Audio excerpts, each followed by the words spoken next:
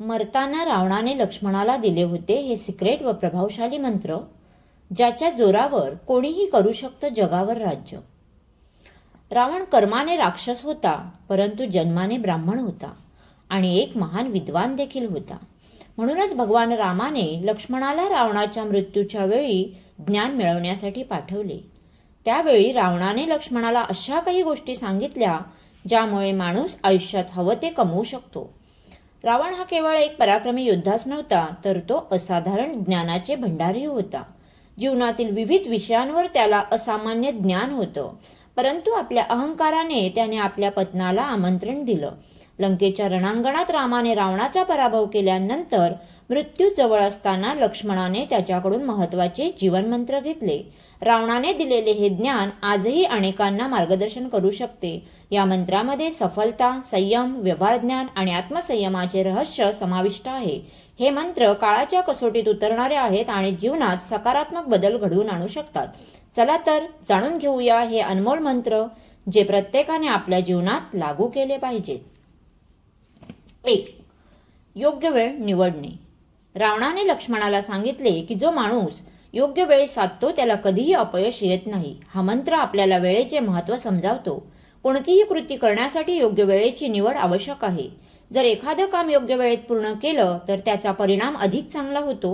त्यामुळे कोणतीही महत्त्वाची गोष्ट करण्याआधी वेळेचे भान ठेवून निर्णय घेतला तर त्याचा सकारात्मक परिणाम दिसतो. 2. संयम ठेवणे. रावणाने दुसऱ्या मंत्रात संयमाचे महत्त्व सांगितले आहे.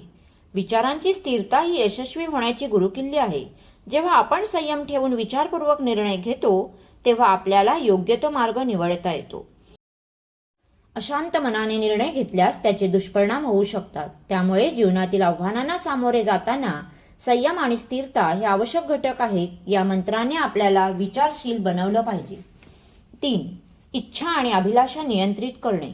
रावणाने लक्ष्मणाला सांगितलं की इच्छा आणि अभिलाषा नियंत्रित करणे खूप महत्त्वाचे आहे. हा मंत्र जीवनात संयम ठेवून जगण्याचे महत्त्व सांगतो. प्रत्येक गोष्ट मिळवण्याची इच्छा करणे किंवा अतिविचार करणे आपल्याला लक्ष्यापासून दूर नेऊ शकते. त्यामुळे स्वतःच्या मनावर आणि इच्छांवर नियंत्रण ठेवणं ही यशस्वी जीवनाची गुरुकिल्ली आहे.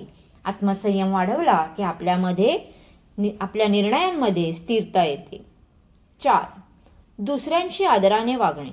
रावणाने लक्ष्मणाला सांगितले की दुसऱ्यांशी आदराने वाग. हा धडा आपल्याला माणुसकीचं महत्त्व शिकवतो. ज्या लोकांशी आपण माणुसकीने वागतो त्यांचं आपल्याशी नातं घट्ट होतं आणि ते आपल्याला अधिक मदतीला धावून येतात.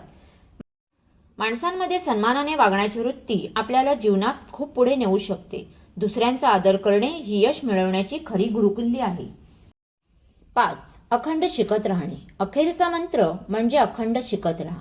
रावणाने लक्ष्मणाला शेवटी सांगितले की ज्ञानाचा संचय करा, कारण ज्ञानच तुम्हाला शत्रूपासून वाचवू शकतं. शिवाय जीवनात सदैव शिकण्याची आणि अनुभव घेण्याची वृत्ती ठेवा.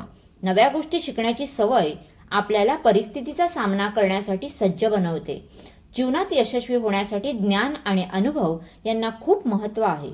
हे 5 मंत्र लक्षात ठेवून प्रत्येक व्यक्ती आपल्या जीवनात यशस्वी होऊ शकते. आजच्या जगातही हे धडे प्रत्येक व्यक्तीला नवे दिशा देऊ शकतात.